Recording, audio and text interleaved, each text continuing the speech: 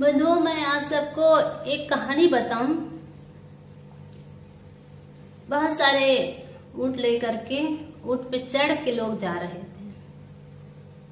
बहुत लोग थे, रेगिस्तान में चल रहे थे कुछ सामान लेकर के। चलते चलते उनकी एक पोटली गिर गई। पोटली गिर गई तो वो लोग देख नहीं पाए, तो पीछे पीछे कुछ लोग जा रहे थे। पोटली उठा लिए। पोटली उठाए तो देखे उसमें बहुत सुंदर सुंदर चमकीला पत्थर, जिसे हम हीरा कहते हैं। बहुत सारे हीरे एक पोटली में था, कपड़े की थैली में था। तो वो थैली गिर गया और जिसका गिरा वो उनको पता नहीं चला। और जो उठाए वो सोचने लगे, अरे ये तो अमूल्य हीरा है, बहुमूल्य हीरा है, और ये गिर गया है। हो ना हो आगे ऊंट में जा रहे हैं ना, हो सकता है उन्हीं लोगों का हो। ऐसे करके आगे बढ़े और आगे बढ़ के आवाज दिए, भाई आपका कुछ सामान गिर गया है। ऐसे करके दौड़ करके वो थैला उनको देने लगे।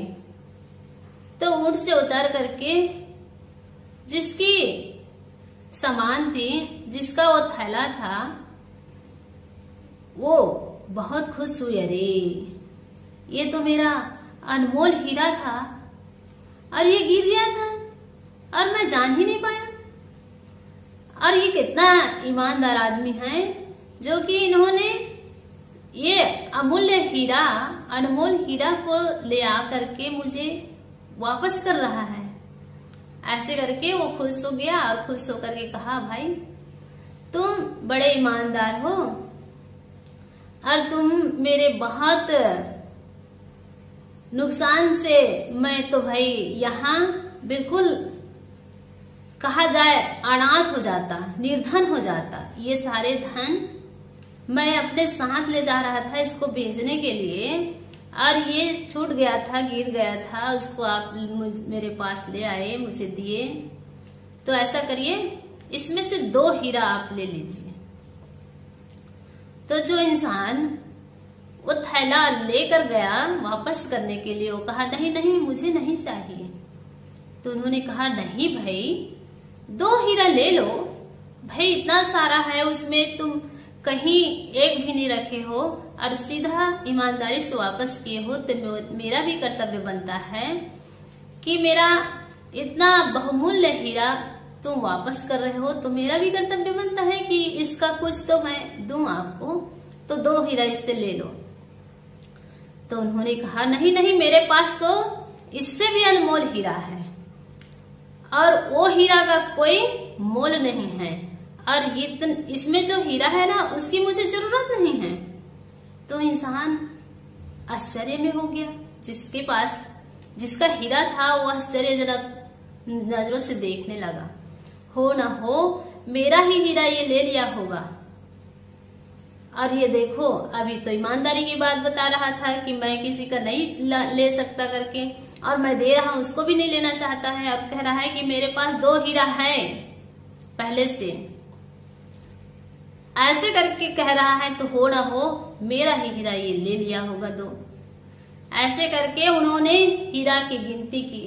बंधुओं, जब हीरा की गिनती की ना, तो उन्होंने जाना समझा कि अरे हीरा तो 70 का 70 ही है, और ये लिया कहाँ से, और इसके पास है तो कहाँ से है, इसको पूछा जाए। तो कहे कि भाई तुम्हारे पास हीरा 2 हीरा कहाँ से मिला? मैं तो सोच रहा था कि मेरा हीरा ही 2 ले लिए हैं करके, और तुम मेरा भी नहीं लिए हो और कह रहे हो कि मेरे पास पहले से है करके। तो आपके पास पहले से आया कहाँ से? तो उन्होंने कहा, अभी जो तुम दे रहे थे वो हीरा का तो मूल्य है, बहुमूल्य है, मतलब मूल्य है, लेकिन जो मेरे पास हीरा है उसका कोई मूल्य नहीं है। ऐसा हीरा है मेरे पास। तो उनके मन में जिज्ञासा हुई कि वो हीरा मैं देखना चाहता हूँ, बताइए, दिखाइए कैसा हीरा है वो। उन्होंने कहा कि मैं ये पूरे 70 हीरा दे दूंगा, लेकिन मुझे दिखाओ, अगर वो अमूल्य हीरा हो ना तो ये मैं अपने जितने 70 हीरा है ना उसको दे दूंगा और वो मैं आपसे ले लूंगा, दिखाओ।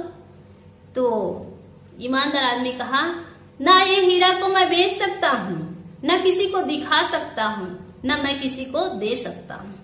तो फिर आश्चर्य में हो गया ये, और इनकी जिज्ञासा बढ़ने लगी कि ऐसा कौन सा हीरा होगा जो मैं खुद जौहरी हूँ, हीरा के जांच करने वाला हूँ, हीरा को परखने वाला हूँ, कभी ऐसा हीरा देखा नहीं, ये कह रहा है इसका मूल्य नहीं। तो फिर कहे कि मेरा हीरा दिखाई में नहीं पड़ता, न छूने में नहीं पड़ता, ना कोई मेरे हीरा को चुरा सकता है, ना कोई मेरे हीरा का इस्तेमाल कर सकता है। तब तो उनकी जिज्ञासा और बढ़ गई बंधुओं कि ऐसा कौन सा हीरा है। तब उन्होंने कहा कि सत्य रूपी हीरा, सत्य रूपी हीरा जिसे मैं कभी बेच नहीं सकता, कहीं झुका नहीं सकता, उसको कोई चोर चोरी नहीं कर सकता और कोई लुटेरे लूट नहीं सकता, वो सत्य रूपी हीरा मेरे पास है, मेरे साथ है, और उसको ना मैं बेच सकता हूँ, ना कभी किसी को दे सकता हूँ, ना उसको कोई देख सकता है, ना कोई अनुभव कर सकता है, और कर सकता है तो सिर्फ और सिर्फ मैं कर सकता हूँ। और दूसरा हीरा कौन सा है? खुददारी का हीरा। मैं किसी का चीज फ्री में नहीं लेता, मैं स्वाभिमान से जीता हूँ, अपने मेहनत कर खाता हूँ, कभी किसी से बिना कुछ दिए किसी से कुछ नहीं लेता हूँ। ये दोनों मेरे पास है, और ये कब से है? सदा से है। तो बंधुओं, मनुष्य के साथ ये सदा से है, लेकिन मनुष्य इस संसार में आते ही लोभ में फंस जाता है। ये सदा से है उसको भूल जाता है, और ये कंकड़ पत्थर के हीरे में लुलुप्त हो जाता है। इसी कारण से राग करता है, द्वेष करता है, मोह करता है, ममता करता है। ये जो हीरा है ना बंधुओं, ये हमारे साथ मिला है। सत्य रूपी हीरा, स्वाभिमान रूपी हीरा हमें साथ में मिला हुआ है। उसको हम भूल जाते हैं तभी हम दूसरे के धन को हरना चाहते हैं, दूसरे के चीज को चुराना चाहते हैं, दूसरे के धन को देख करके लुलुप्त हो जाते हैं, आकर्षण में उसे लूटना चाहते हैं, उसे पाना चाहते हैं। ये भाव कहाँ प्रकट होता है, कहाँ से शुरुआत होती है? ये शुरुआत होती है यहाँ के माहौल को देख करके। नहीं तो हमारे जीवन में शुरू से ही मिला हुआ है। ये क्या मिला हुआ है? सत्य मिला हुआ है, और क्या मिला हुआ है? स्वाभिमान। ये दोनों हीरा हमारे साथ है। ये चेतन आत्मा के साथ है दोनों, और चेतन आत्मा की ये साथी है बंधुओं। और इनसे हम बिछुड़ जाते हैं ना तो फिर भटकने लग जाते हैं। कारण यही है, ये दोनों हीरा हमारे साथ हो ना तो हम कहीं नहीं भटकेंगे, कहीं मोहित नहीं होंगे, कहीं लुलुप्त नहीं होंगे, कहीं राग नहीं करेंगे, ना कहीं द्वेष नहीं करेंगे।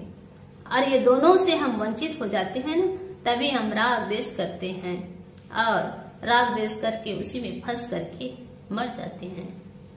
जो हमें करना चाहिए उसके लिए हम पीछे हो जाते हैं, उनके तरफ हमारा लक्ष्य नहीं रहता है। कारण यही है बंधुओं, चाहे हमारे पास 70 हीरा हो जाए, ये 2 हीरा नहीं है ना तो हमारा जीवन अधूरा है। इस कहानी का अर्थ यही है कि 70 हीरा होने के बाद भी अगर हमारे जीवन में ये 2 हीरा ना होना तो हमारा जीवन व्यर्थ है बंधुओं, व्यर्थ है।